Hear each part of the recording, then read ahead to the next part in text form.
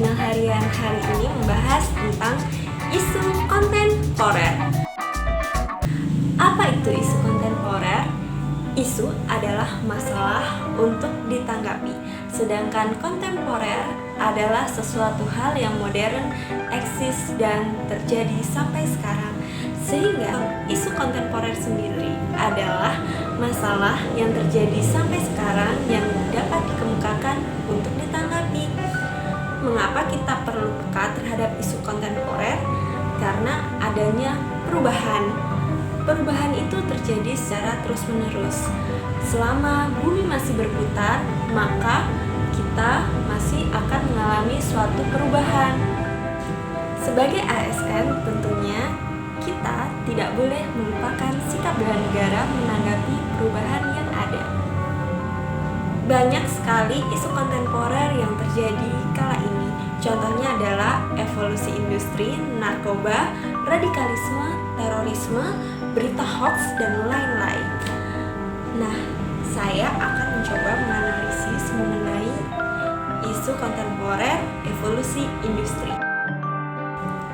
Evolusi industri kala ini hingga di fase 4.0, di mana terdapat beberapa aspek, yaitu automatic robot, cyber security, big data analitik, dan lain-lain.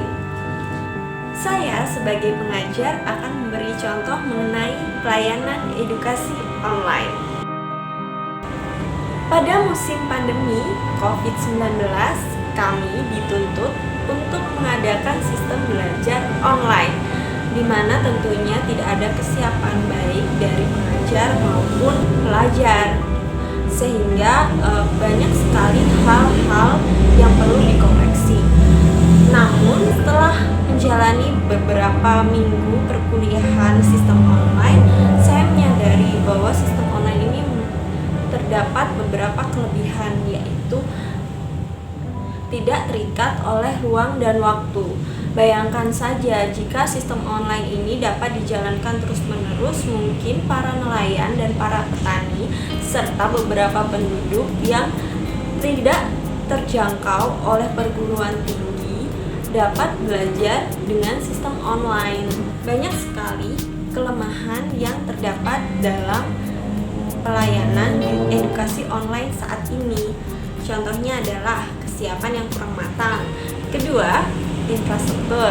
Yang ketiga, penilaian terhadap sikap yang tidak dapat dilakukan. Yang keempat adalah tidak semua bidang dapat mempraktekannya 100%, seperti bidang pendidikan dan bidang kesehatan, karena output mereka akan berinteraksi dengan manusia. Jadi apabila tidak ada pembelajaran konvensional atau tidak ada praktek, mungkin itu akan outputnya tidak akan optimal seperti itu. Jadi ada beberapa strategi yang dapat dilakukan. Salah satunya adalah blended learning. Blended learning adalah penyatuan dari pelajaran online dengan pelajaran konvensional. Yang kedua adalah pembangunan infrastruktur yang baik dan memadai untuk mendukung proses pembelajaran online. Yang ketiga, mempersiapkan setiap proses, baik evaluasi, persiapan belajar, dan sistem yang digunakan.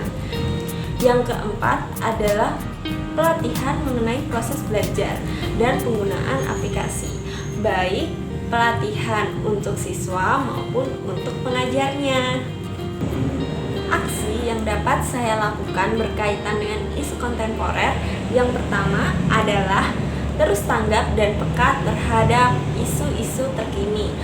Seperti contohnya penelitian. Dalam hal penelitian tentunya saya harus mengetahui saat ini ada problematika apa, baik di Indonesia maupun kancah internasional, sehingga output dari penelitian saya ini dapat digunakan untuk menyelesaikan beberapa masalah terkait isu kontemporer. Yang kedua adalah dapat menganalisa dan menemukan penyelesaian terbaik apabila dihadapkan pada isu-isu terkini.